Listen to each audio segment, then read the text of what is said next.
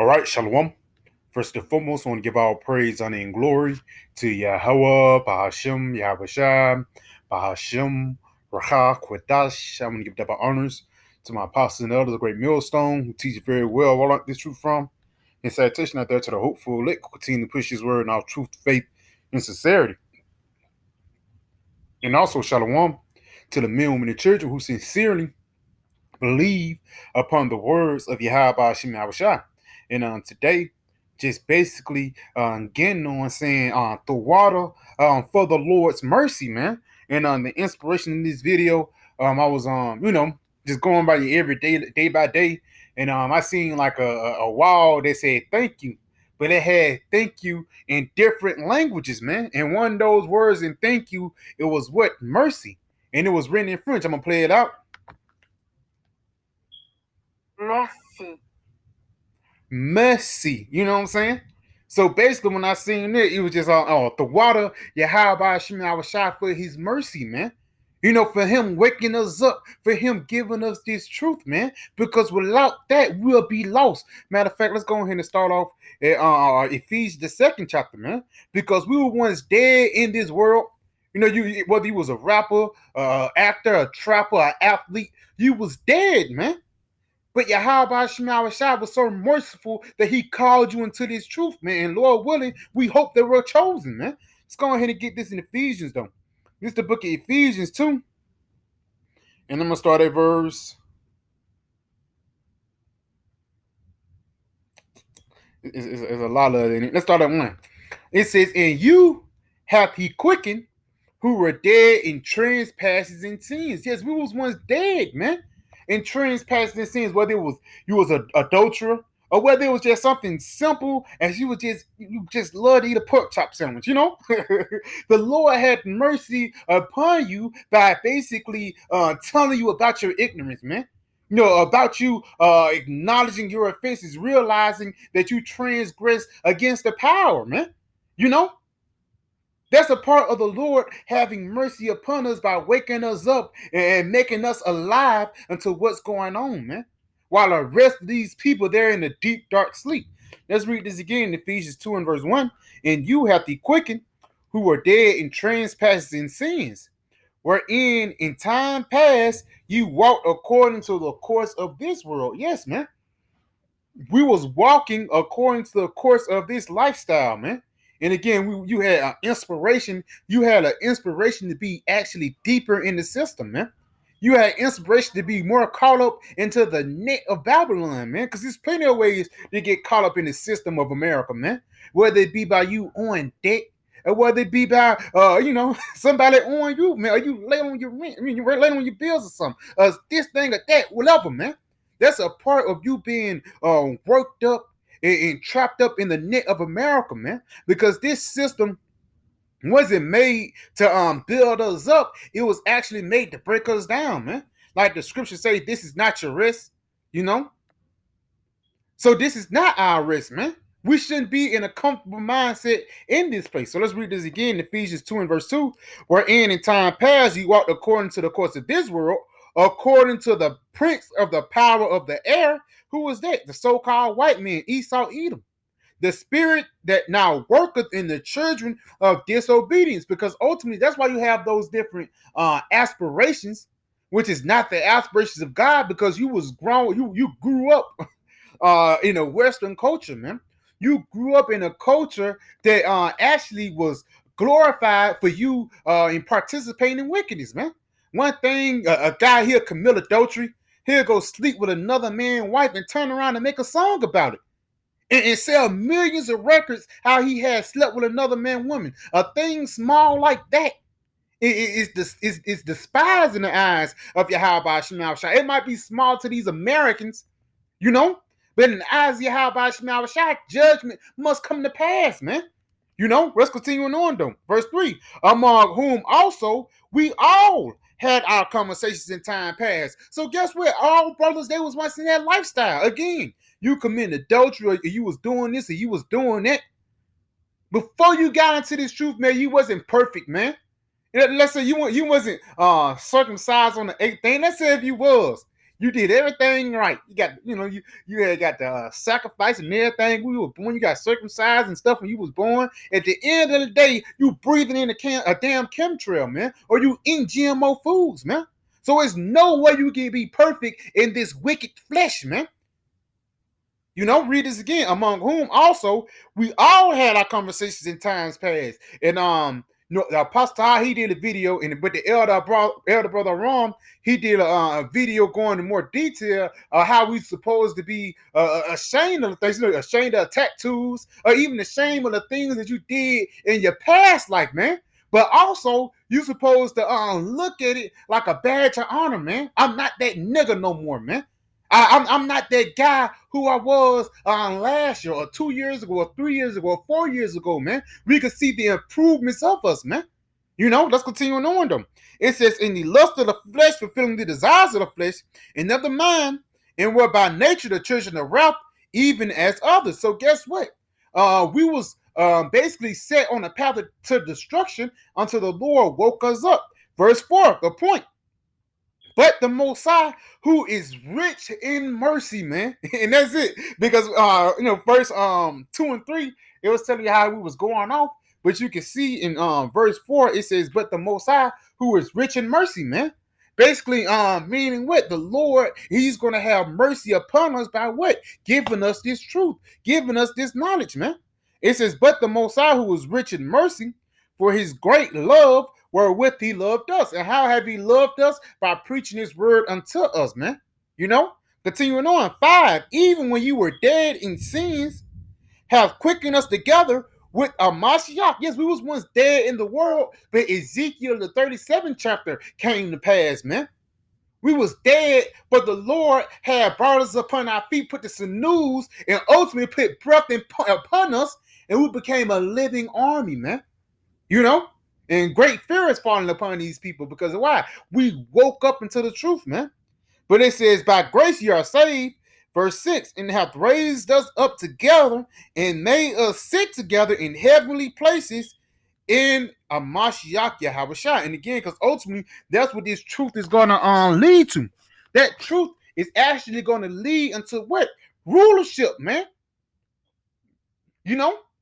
This mercy and this truth, this word that the Lord given unto us ultimately is going to lead us into rulership, man. Us being joint heirs with Yahushua, man.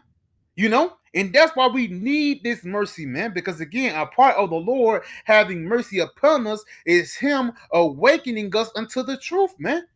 And basically telling us that things are finna go wrong, man. And before it go wrong, the Lord warned us. What the scriptures say, a prudent man foreseeth the evil and hide himself. So we can see the storm coming. We can hear the rain fall, man. But we praying unto the Lord before the rain even comes, man. We praying to be protected before all hell even break loose, man. Let's get this in the book of Sirach. Sirach 35 and 20. Mercy is seasonable in the time of affliction, as clouds of rain in the time of drought. Now, people really don't know about mercy. People just throw out, Lord have mercy. People just throw that word around, but mercy is actually a commodity, man. Somebody, you owe somebody some money. They say, yeah, man, it's all good. You can pay me until next week. That's a part of mercy, man. It could be your life is in sake, man. You say, please, forgive me. And guess what? The Lord, He will have mercy, man. But people don't realize how valuable mercy is until things get bad, until there's no food upon the table. That's why it says mercy is seasonable. Instead of you seeking mercy all year round, these people are seeking mercy when times get bad. That's why it says mercy is seasonable in the time of affliction. So the only time you call unto the Most High, the only time you pray unto God is when things are all good. When things are all bad. But you don't pray unto Him and thank Him when things are all good, man. You think you did it to yourself, man. But it says mercy is seasonable in the time of affliction, as clouds of rain in the time of drought. Because why? In the time of Jacob's trouble, it's going to be a drought on mercy, man. It's going to be a point when people are going to be like madmen, sparing none, but destroying houses and spoiling goods for the lack of bread. But in that day, the Lord is going to find a way to have mercy upon his elect, man. Let's go ahead and get this. Yep. This is the book of Psalms 119, and I'm going to start at verse 61. It says, the bands of the wicked have robbed me, but I have not forgotten thy law. And yes, man. Yeah, this devil, he's going to come down having great wrath. His eyes are privily set against us. Yes, he's going to try to take our life, but guess what the Psalms 119 and 61 say? But I have not forgotten thy law, man. So even though we know a lot of things are going on upon the planet Earth, we're not forgetting the law of the Most High. Why? Because this is our protection. Verse 62, at midnight, and that's the spirit. Because even in the point of we in right now, it's called the midnight, man. The twilight. When you go into the doomsday clock, think the doomsday clock is at like 11:58. So this is all spiritual, and midnight is the height of darkness. You have to realize, even though it's an information age, and they have Googles and things like that, at the end of the day, people are still in the midst of gross darkness, man. You know, because the scripture, with the people say in the world, ignorance is bliss. If you don't know what's going on, then you're just gonna go with the flow. But if you know that this guy's trying to take your water, you're gonna go against the grain, man. This is the book of Psalms 119 and 62. At midnight, I will rise to give thanks unto thee. Yes, in the midst of gross darkness, in the midst of this adulterous and wicked generation, we're going to give thanks unto thee because of thy righteous judgments. Yes, man. Because a part of the judgments that the Lord's going to have, yes, judgment can be somebody getting put to death, but judgment is also mercy, man. Continuing on, I am a companion of all them that fear thee, which meaning what? And of them that keep thy precepts. It says, I am a companion. Birds of a feather flock together, man. Through the spirit, we'll say, if you see a wise man, basically get to the post of his doors, you know what I'm saying? Let not his parables escape thee. That's a part of us being companions of them that fear Yahweh Shemel, because we know he the one that hands out mercy, man. Verse 64, the earth, O Lord, Yahweh, Bahashim Yahweh, is full of thy mercy. Teach me thy statutes. So in this precept, mercy, it being taught the statutes is in the same sentence. Why? Because a part of the Lord having mercy upon you is him giving you the statutes and giving you the understanding of what's going on, man. You know? Read this one more time. The earth, O Lord, Yahweh Shemel, is full of thy mercy. Teach me thy statutes. So again, a part of the Lord having mercy upon us and is upon his elect is him giving us this truth, man. And what we do with this truth, do we just sit down on it? No, we go out there and preach. Like it says, love others as I have loved you, man. Because this is the Lord showing you love by telling you what's going on, man. Psalms 105 and 1. Give thanks unto the Lord, call upon his name. Make known his deeds among the people. Cry aloud, spare not, man. Lift up the voice. Not for lack of better words, man. We're preaching unto these people and telling you about the great works of Yahweh Shemel, man. You know? It says, sing unto him, sing songs unto him, talk ye of all his wondrous works. And that's it, man, because we're talking about how wonderful and great Yahweh Shemel is. And a part of those wonderful works is us being brought from that dead estate. Imagine, just 70 years ago, bro. Just go back 70 years, your damn grandma, man, when your grandma was a teenager, or your granddad was damn near your age, man. He couldn't read. He didn't know that he was an Israelite. He didn't know about garments, you know. He was ignorant unto the events that was happening upon the planet Earth. He probably fought in World War II, and now he got shell shocked, and you know. But now the Lord, he's been wonderful unto us by bringing us into this truth, so we won't be in that dumb mindset no more. So we won't be under the hand of that Willie Lynch spirit, man. That Django spirit, that loving your oppressor spirit, man. You know? That's a part of that wondrous works that the Lord have revealed unto us, man. Let's go right here. Let's end up right here in the book of Sirach.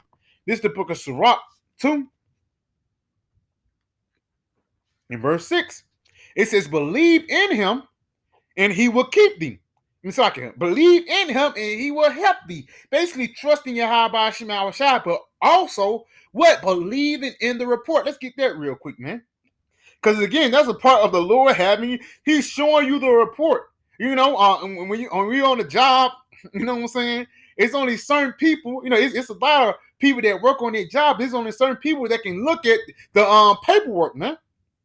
Certain architects that can look at the layout of how the house is being laid, man.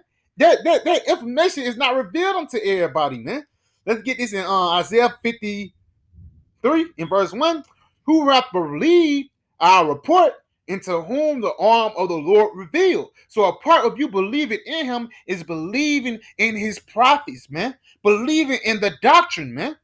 And it says, and to whom is the arm of the Lord revealed these mysteries, man? Because if the Lord revealed unto you the mysteries of the kingdom of heaven, and you can get it, the water Yahweh Shema Shai, man. Because more things have been showed unto you than men understand.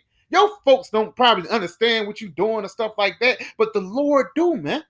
And again, you have to be a level of crazy to believe in this. Verse 7, though, ye that fear the Lord, wait for his mercy. And that's the spirit, man. We fear the Lord because we know he's bringing destruction, but we wait for mercy, man. You know, it's like the food platter out. They're like, yeah, man, you don't want none of this pork sandwich. Like, I'm waiting on the lamb to come out. You know, just a quick, example like that, man. The destruction is going to run rapid, but we're going to wait for the mercy to come upon us. You might be running, man. And the robot dog shoot somebody down right beside you, man. Or somebody might shoot a bullet. You can hear the bullet come through your ear and it hit the person right in front of you, man. Little things like that, you're going to appreciate the mercy of Yahweh Shem Shai, man. It says, ye that fear the Lord, wait for his mercy, and go not aside, lest ye fall. So don't waver, man.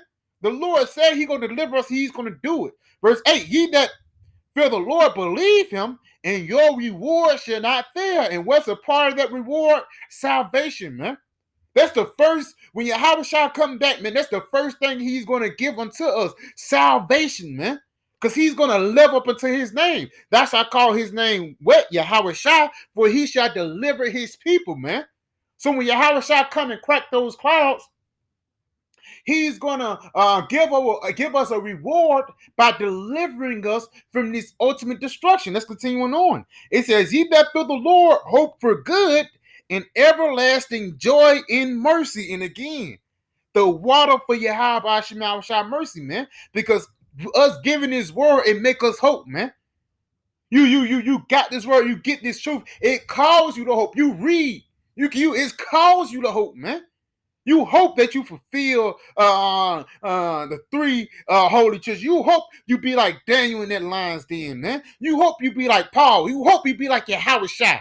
Have the integrity of Yahweh Shai, the author and finisher of our faith, man. Let's go ahead and jump down. Let's end it off right here. Sirach 2 in verse 8, it says, saying, we will fall into the hands of the Lord and not into the hands of men. For as his majesty is, his glory, so is his mercy, man. So like how you cannot comprehend the majesty of the Lord, you can't comprehend the mercy of the Lord, man. Because guess what? In the regular flesh, in the human body, people can see schisms. But in the eyes of the Lord, like Psalms 32 saying, we're left without guile in the spirit, man. So yeah, I pray this video was edifying. I want to say, call Halayim Yahweh, by Hashem Yahweh Shai, by Hashem Rakak Kodash, Shalom, PTA. Bow.